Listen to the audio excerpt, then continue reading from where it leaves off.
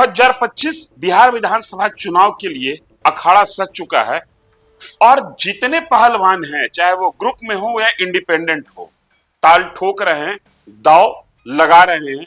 कुछ तो अपने ग्रुप में ही दांव लगा रहे हैं और कुछ स्वतंत्र दांव लगा रहे हैं।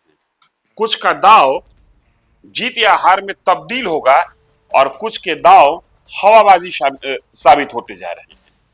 बात पते कि मैं आपको कुछ बताऊं ये जरूरी नहीं।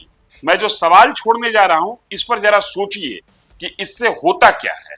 और बात पते कि में सवाल ये है कि जो भी महारथी बिहार विधानसभा 2025 के अखाड़ा में दांव लगा रहे हैं और जिनके दांव का कोई मतलब नहीं निकलता है, आखिर ये दांव लगाया क्यों जाता है, मिलता क्या है।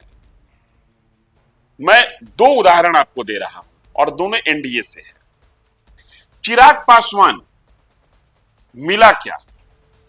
इतना पैतरा मुझे बिहार ने बुलाया, मैं 243 सीट की तैयारी कर रहा हूं, अपनी पार्टी के बैठक में एनडीए का नाम तक नहीं लेना। हाल के दिनों तक मां चाहती हैं, पिताजी चाहते थे, बहनोई चाहते हैं, रूठ गए।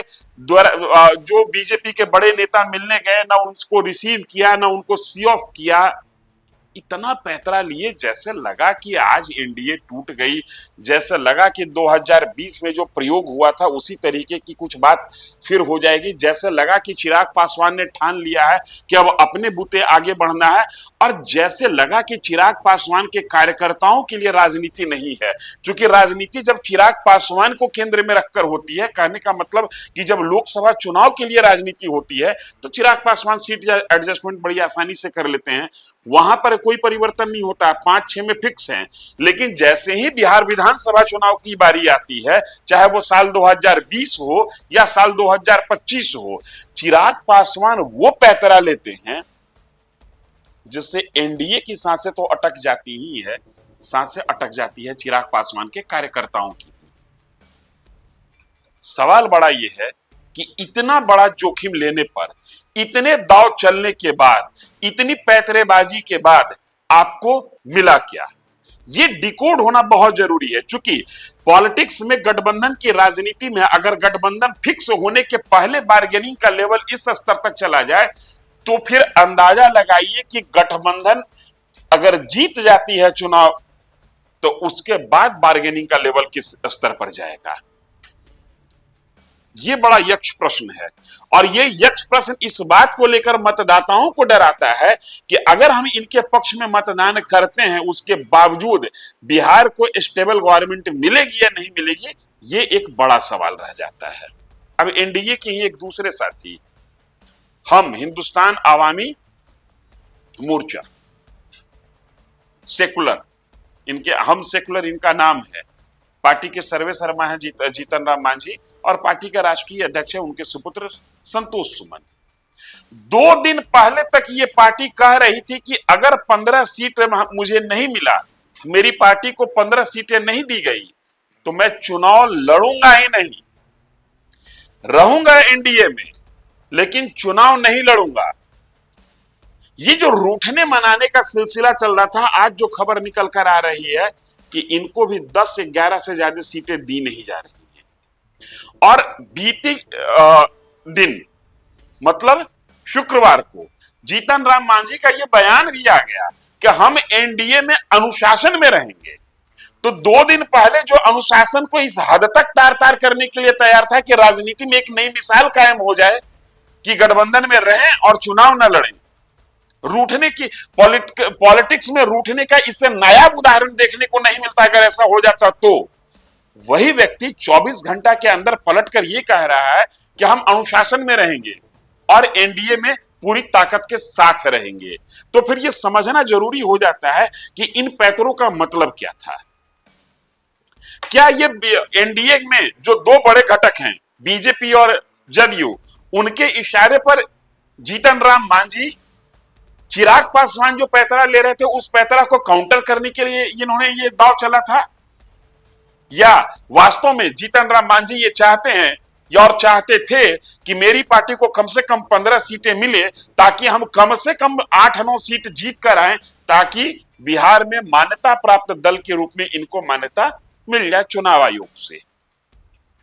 जो खबरें निकल कर आ रही हैं, हालांकि तस्वीर शाम होते होते क्लियर हो जाएगी, शनिवार की सुबह हम आपसे बात कर रहे हैं, जो खबरें निकल कर आ रही हैं उन खबरों के आधार पर जीतन राम पार्टी हम सेकुलर को 10 से 11 सीट से ज्यादा नहीं मिलने जा रहा है, और वहीं लोजपा रामविलास चिराग पासवान की पार्टी को 24 से 25 सीट से ज्यादा नहीं मिलने जा रहा। और यही संख्या आज के 2 महीने पहले भी चर्चा में थी, और यही संख्या आज भी चर्चा में है, जब इस चर्चा को पर पूरा विराम लगने की स्थिति है और पूरा पूर्ण विराम लगने जा रहा है। तो फिर सवाल खड़ा होता है कि इतनी पैतरेबाजी ली क्यों गई? क्या सिर्फ अपनी अहमियत को दिखाने के लिए, या अमूमन तौर पर कुछ बच्चे रूठने वाले होते हैं, रोंदू बच्चे होते हैं, बात बात पे रोते हैं, तो चिराग पासवान और जीतन राम मांझी की पार्टी वो रोंदू बच्चा वाला अपनी इमेज बनाने की कोशिश कर रहे हैं? अगर ऐसी कोशिश कर रहे हैं तो यकीन मानिए रोंदू पर कोई दांव नहीं लगाता, और जिस दिन आपकी पार्टी पूरे बिहार में दांव खेलने के लिए तैयार होगी, उस दिन ये घटनाएं पीछा नहीं छोड़ेंगे कि ये बच्चा तो रोता था। रोने वाले बच्चे को कोई पसंद नहीं करता। 2 कैरेक्टर अभी और बचे हुए जिन पर बात करना जरूरी है।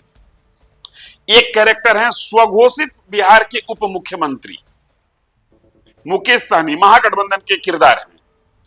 इनकी अपनी पार्टी है विकासशील इंसान पार्टी, विधानसभा में इनकी उपस्थिति शून्य है, लोकसभा में भी इनकी उपस्थिति शून्य है।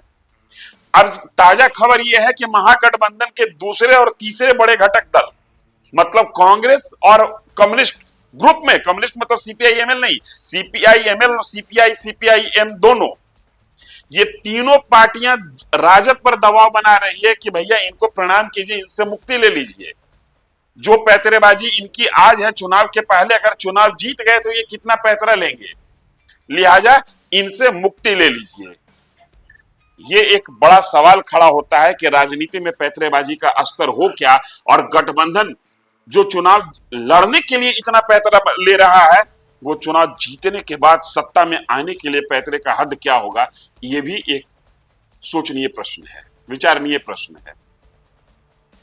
और लगे हाथ हमने उपेंद्र कुशवाहा की चर्चा तो की नहीं, खुद भी लोकसभा चुनाव हार गए थे, लोकसभा में इनकी भी उपस्थिति शून्य है, विधानसभा में भी इनकी उपस्थिति शून्य है, लेकिन कहते हैं कि 20 सीट हमको भी चाहिए।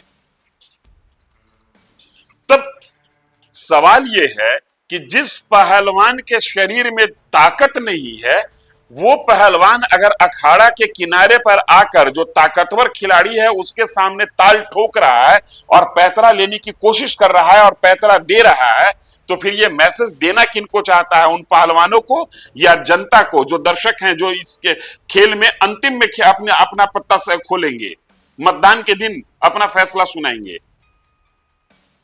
क्योंकि जो मतदान के दिन फैसला सुनाने वाला जो मालिक है, वो तमाम लोगों को गंभीरता से देख रहा है, समझ रहा है, और गठबंधन की राजनीति अब एकाकी हो चली, मतलब महागठबंधन एक यूनिट माना जा रहा है, एनडीए एक यूनिट माना जा रहा है, और लोग दोनों को, आम जनता जो है वो एक एक यूनिट को ही वोट कर रहे हैं, अलग अलग पार्टी को वोट नहीं कर रहे हैं। लिहाजा यूनिट के अंदर की जो खटपट है, उससे कहीं पब्लिक ना नाराज हो जाए, ये बात भी नेताओं को ख्याल रखना चाहिए। और बात पते की में आज चर्चा यहीं पे मैं विराम करता हूं। शाम में टिकट बंटवारा का फैसला होने की उम्मीद है एनडीए की ओर से। महागठबंधन में अभी भी रार कायम है, लिहाजा शाम में हम फिर उपस्थित होंगे जब एनडीए सीटों का ऐलान कर देगी, और शायद किस सीट से कौन लड़ेंगे, प्रथम चरण के कुछ टिकट का भी ऐलान हो सकता है। तब तक के लिए धन्यवाद। सूरज की पहली किरण के साथ जाग उठा बिहार, हर मत बने नई उम्मीद, हर कदम जिम्मेदारी। न्यूज फॉर नेशन की अपील, 6 और 11 नवंबर को घर से निकलें, वोट करें और अपने भाग्य विधाता खुद बने।